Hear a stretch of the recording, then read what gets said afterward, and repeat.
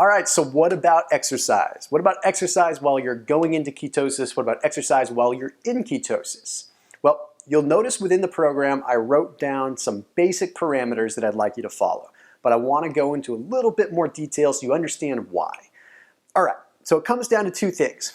We have two different kinds of energy metabolism within the body. We have one that is called beta oxidation, where you're utilizing fats for energy. And this usually happens through aerobic metabolism, meaning low intensity types of activity, like going for a brisk walk or a small jog or anything like that.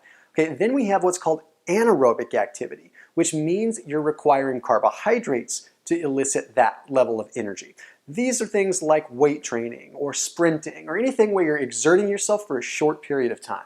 You're predominantly using carbohydrates for fuel there.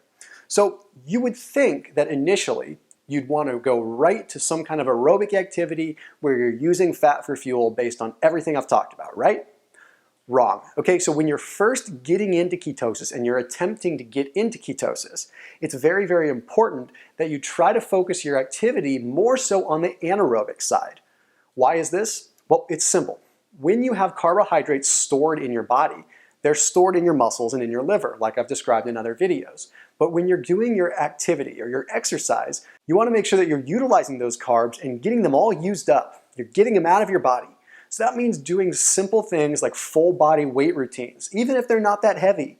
You want to be doing some squats, you want to be doing maybe some lunges, you want to be doing some curls, some shoulder press, and if you're an experienced lifter, then you want to be working in that 12 to 15 rep range and doing full body workouts.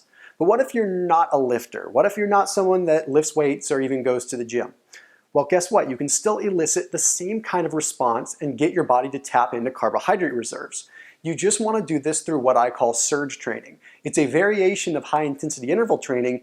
It's a little bit lower key and a little bit less concussive on the joints. What you're going to do is you're going to hop on like a stationary bike. And I've described this in the program, but you're going to warm up for a couple of minutes. Then you're going to go through pulses, surges where you really push it relatively hard for 30, sometimes just 20 seconds, depending on how quickly you get winded. Let yourself gently recover for about a minute or two. Then you do it again. And you repeat this 7 or 8 times. Again, I've broken it down in the program. But the reason is you're trying to tap into those quick surges where your body uses carbs for fuel. So you burn up the carbs, you do that for the first few days when you're trying to get into ketosis, and it's going to expedite your arrival into ketosis. It's going to get you there faster because you're burning up the carbs your body would otherwise have to burn up slowly throughout the course of the day. Then, once you're in ketosis, then you can back your activity level down back to just basic slow aerobic activity because now your body is burning fats for fuel. So it's going to become very efficient at the whole aerobic system, meaning when you're doing an exercise that uses fat for fuel anyway, well, since your body's already running on fat for fuel, you're going to be really good at it, and you're also going to be able to exponentially increase the amount of fat your body utilizes, consequently helping you burn more fat. But more importantly, helping your mitochondria get even more conditioned and used to using fat for fuel, which can help you feel good throughout the rest of the day as well.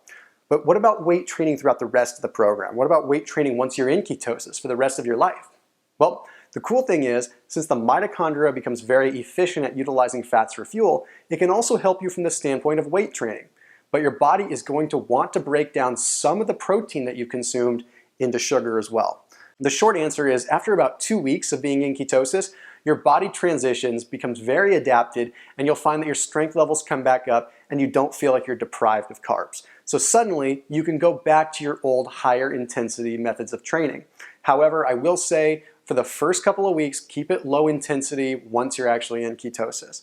So simply put, that's how you do it. You surge your body, you burn the carbohydrates, you eradicate the carbs out of your body through exercise and through not bringing them in through diet, and then you're there. In the next video, I'm going to talk about what you can do to bounce back from a cheat meal. I'll talk to you in the next video.